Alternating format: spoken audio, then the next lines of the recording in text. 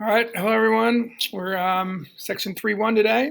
Hopefully you got my little video just a second ago. The calculator stuff, we won't need that calculator stuff quite yet, but we're going to use some of it in this chapter. This is a really quick sections. You like it?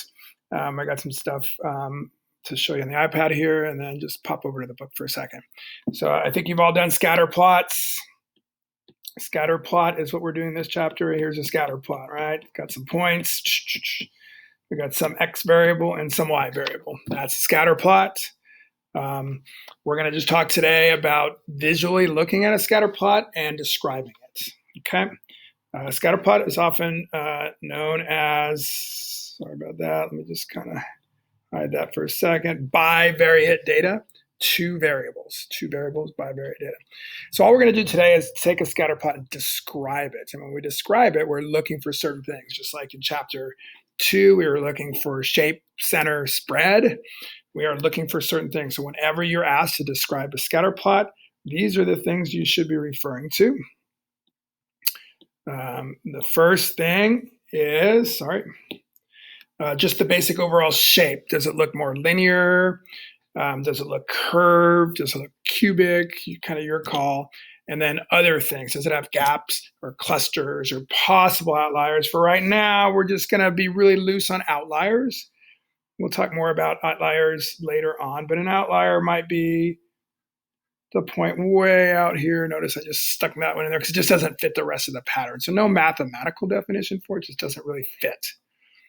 Okay, so always describe shape, first thing. Second thing you're going to describe is the trend. Very simple. Is it a positive trend or is it a negative trend? We're going to talk about lines of best fit. The next section right now, it's just, does it look like it's sloped positive direction or does it looks like it's sloped negative direction? Sometimes it's a big, gigantic mess.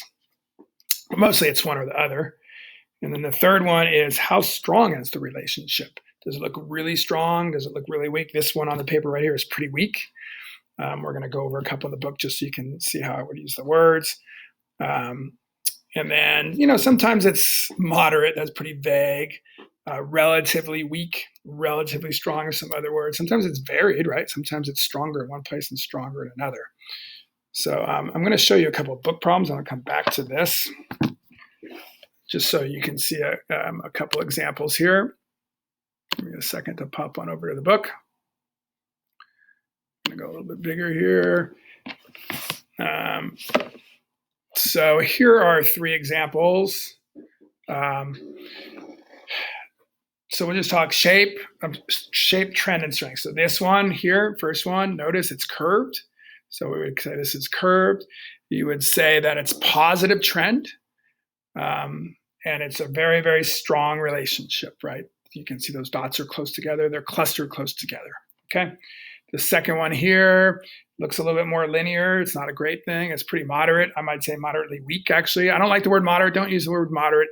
Tend towards one or the other. Moderately weak, moderately strong. I know we could probably argue. Some people might say strong. Some people might say weak. But try to pick one or the other. We are going to talk about how to describe that a little bit more in section 3. Okay. So we're going to go linear, moderately strength, and positive on that one also.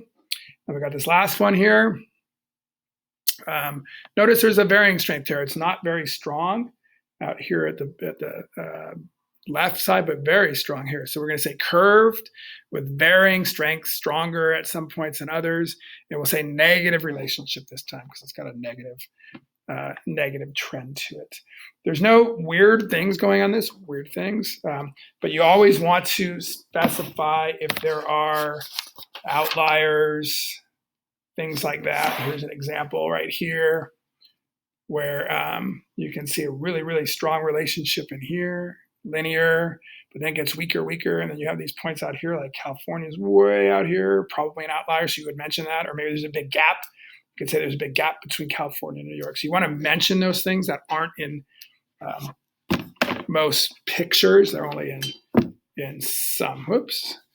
Let's pop back to the iPad, and we'll be done here in 2 minutes, I promise. Last little thing, just a little discussion that's going to come. That's really the lesson. But what are we going to do with these things? So we're going to talk about does the pattern generalize to some other case? So whatever you're looking at, can you take that and put it somewhere? Scatter plots come up in science a lot. You probably done them in science classes, and then you try to make predictions, right? So is there a pattern? What's the explanation for the pattern? Does it generalize somewhere else? What's causing this stuff to happen? Is there really a relationship between the two, or is it just kind of random luck?